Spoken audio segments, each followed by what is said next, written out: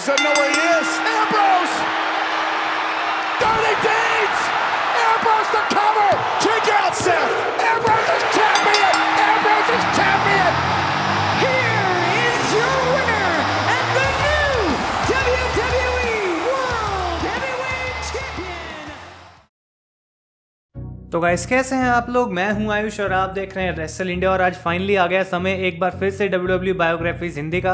और आपकी बहुत ज़्यादा रिक्वेस्ट के बाद आज फाइनली आ गया है टाइम कि हम बात करेंगे डीन एम्ब्रोस की लाइफ के ऊपर गाइस। तो आप इस वीडियो को फटाफट से लाइक कर दें क्योंकि ये काफ़ी ज़्यादा रिक्वेस्टेड वीडियो है। अब बात करते हैं डीन एम्ब्रोस की। तो इनका जन्म हुआ था December 7, 1985 को Cincinnati Ohio, United states of America में। इनका असली नाम है जॉनथन डेविड गुड। अब डीन एम्ब्रोस के फादर घर से दूर रह काम करते थे और इसी वजह से वो अपने फादर से काफी कम मिलते थे। उनकी मदर जो थी वो एक डेली जॉब करती थी ताकि वो डीन एम्ब्रोस और उनकी सिस्टर दोनों के लिए कुछ पैसे इकट्ठे कर पाएं। अब डीन एम्ब्रोस एक हाई स्कूल के ड्रॉप आउट हैं गाइस, क्योंकि जो इनकी लाइफ थी बचपन में वो इतनी अच्छी नहीं थी। इनको अपने लिए सर्वाइव करने के लिए कभी कभी कुछ ना कुछ क्राइम भी करना पड़ता था, जैसे कि ड्रग्स की सेलिंग में इनको थोड़ी बहुत मदद करवानी पड़ती थी। और एम्ब्रोस ने काफी ज्यादा बुलिंग भी सही है और उससे उनको खुद लड़के बाहर आना पड़ता था ताकि वो रिस्पेक्टफुल बन पाए सोसाइटी में। और इसी वजह से डीन एम्ब्रोस ने रेसलिंग चुना, एक ऐसा स्पोर्ट जिसकी वजह से वो उन बंदों को हटा सकें जो उनको तंग करने की कोशिश कर रहे हैं। अब बात करते हैं इनके इंटरेस्ट और रिलेशनशिप्स की।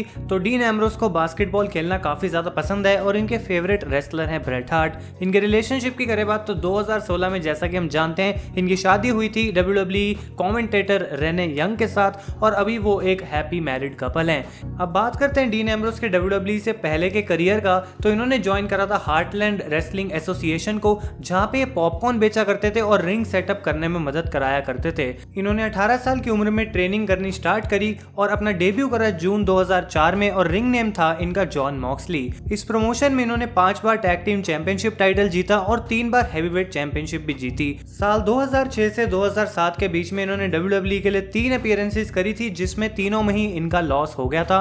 इन्होंने फुल इम्पैक्ट प्रो यानी कि FIP की वर्ल्ड हैवीवेट चैंपियनशिप टाइटल भी जीता और उसको 441 डेज तक रिटेन करने के बाद उस टाइटल को इन्होंने रिलैंक्विश कर दिया क्योंकि तब इन्होंने WWE के साथ साइन कर लिया था। तो गाइस ऐसे शुरू हुई थी डीन एम्ब्रोस की WWE कहानी, जब अप्रैल 2011 में इन्होंने WWE के साथ एक डेवलपमेंटल कॉन्ट्रैक्ट साइन करा और फ्लोरिडा रेसलिंग चैंपियनशिप को ज्वाइन कर लिया।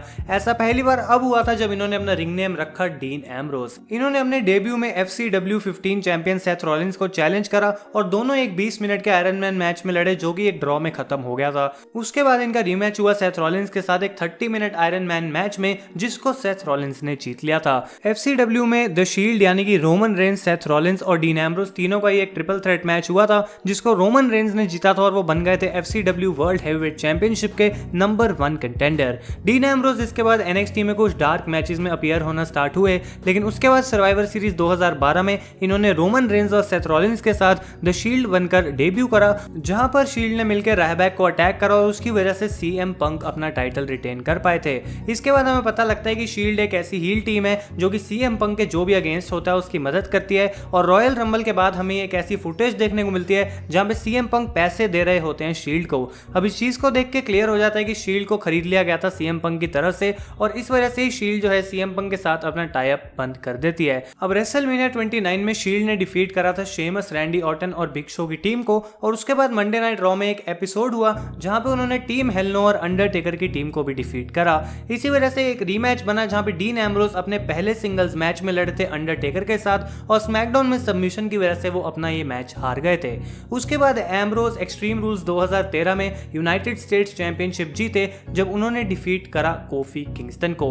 इन्होंने अपने इस टाइटल को 1 महीने से भी ज्यादा तक रिटेन कर रखा और उसके बाद मनी इन द बैंक 2013 में इन्होंने कंपीट करा जो कि वर्ल्ड हैवीवेट चैंपियनशिप टाइटल के लिए था। इस मैच को ये रोमन रेंज और सेथ रॉलिंस की मदद मिलने के बाद भी जीत नहीं पाए थे। डीन एम्ब्रोस ने रॉयल रंबल 2014 का मैच एंटर किया था नंबर 11 पे और 3 पार्टिसिपेंट्स को निकालने के बाद रोमन रेंज ही एम्ब्रोस को रॉयल रंबल से बाहर निकाल देते हैं। इसके बाद शील्ड की एक बहुत ही बढ़िया फ्यूड हुई थी वाइट फैमिली के साथ एलिमिनेशन चेंबर में, जिस मैच में वो हार जाते हैं और उसके बाद रेसलमेनिया 30 में शील्ड डिफीट करती है केन और न्यू एज आउटलॉस की की टीम को। रेसलमेनिया होने के बाद डीन एम्ब्रोस MVP का रिकॉर्ड तोड़ देते हैं WWE में longest raining United states championship का।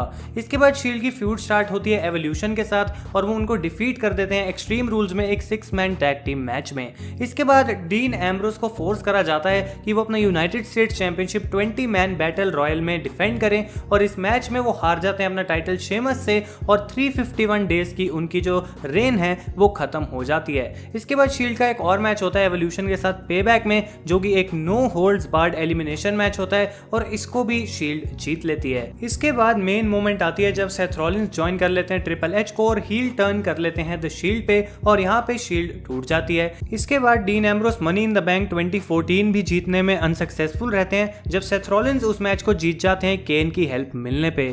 सेथ रॉलिंस और डीन एम्ब्रोस की ये फ्यूड काफी लंबे समय तक चली थी और उनके समरस्लैम और हेल इन अ सेल में बहुत ही ज्यादा बढ़िया मैचेस हुए थे। अब एलिमिनेशन चेंबर जो हुई थी इसके बाद उसमें एम्ब्रोस ने फाइनली डिफीट करा था रॉलिंस को, लेकिन डिस्क्वालिफिकेशन से, और इस वजह से वो WWE वर्ल्ड हेवीवेट चैंपियनशिप नहीं जीत पाए थे। इस लॉस के बाद डीन एम्ब्रोस ने सेथ रॉलिंस की बेल्ट चुरा ली थी और उनको चैलेंज करा था एक लैडर मैच के लिए जो कि था मनी इन द बैंक में, और वो भी उस मैच को हार गए थे। इसके बाद डीन एम्ब्रोस इंटरकॉन्टिनेंटल चैंपियनशिप जीतते हैं जब वो केविन ओवेंस को डिफीट करते हैं tables ladder shares pay per view में। उसके बाद रॉ में डीन एम्ब्रोस को फोर्स करा जाता है कि वो अपना इंटरकॉन्टिनेंटल टाइटल डिफेंड करें एक फेटल 5-वे मैच में, जो कि वो केविन ओवेंस से फिर से हार जाते हैं। उसके बाद डीन एम्ब्रोस का मैच होता है ब्रॉक लेसनर के साथ रेसलमेनिया 32 में, जो कि एम्ब्रोस हारते हैं, और उसके बाद money in the bank 2016 Ambrose जीत जाते हैं और सेम ही नाइट पे कैश इन कर लेते हैं सेथ रॉलिंस पे to become the WWE champion. इस टाइटल को वो रिटेन करते हैं बैकलैश 2016 तक, जब एजे स्टाइल्स लो ब्लो करके हरा देते हैं डीन एम्ब्रोस को। इसके बाद डीन एम्ब्रोस की सेकंड इंटरकॉन्टिनेंटल चैंपियनशिप की रेंज स्टार्ट हुई जब उन्होंने मिज को डिफीट करा था 2017 में। इनका मैच हुआ था रेसलमेनिया 33 में बैरन कॉर्बिन के साथ और उनको डिफीट करके इन्होंने अपना IC टाइटल रिटेन कर लिया था। एम्ब्रोस की ये टाइटल रेन खत्म हुई जब मिज ने उनको एक्सट्रीम रूल्स में हरा दिया और इस बार 152 डेज तक इन्होंने इंटरकॉन्टिनेंटल चैंपियनशिप हासिल करा था। डीन एम्ब्रोस और सेथ रॉलिंस इसके बाद वापस आ जाते हैं एक साथ और WWE raw tag team titles जीतते हैं समरस्लैम 2017 में सिजारो और शेमस को हरा के। उसके बाद एक बार शील्ड फिर से रियूनाइट हो जाती है और जैसा कि हम जानते हैं गाइस, रोमन रेंस के ल्यूकीमिया की न्यूज के समय ही शील्ड एक बार फिर से टूटती है जब डीन एम्ब्रोस कर लेते हैं हील टर्न और वहां से फिर वो सेथ रॉलिंस को डिफीट करके बन जाते हैं 3rd टाइम इंटरकॉन्टिनेंटल चैंपियन। तो गाइस डीन एम्ब्रोस जो अभी भी चल रहे हैं फिर से एक बार फेस बन गए और जैसा कि हम जानते हैं वो WWE शायद छोड़कर चले जाएंगे, लेकिन जितना बड़ा इनका करियर रहा है उसके हिसाब से मुझे नहीं लगता कि इनको जाना चाहिए WWE छोड़कर। आप लोग कमेंट्स में बताएं कि आपका डीन एम्ब्रोस के करियर के बारे में क्या थॉट्स है और क्या आप चाहते हैं वो WWE में रुके या फिर नहीं। अगर आपको ये वीडियो पसंद आई इसे लाइक जरूर करें और हमारे चैनल को करें सब्सक्राइब। मैं हूं आयुष और आप देख रहे हैं रेसल इंडिया।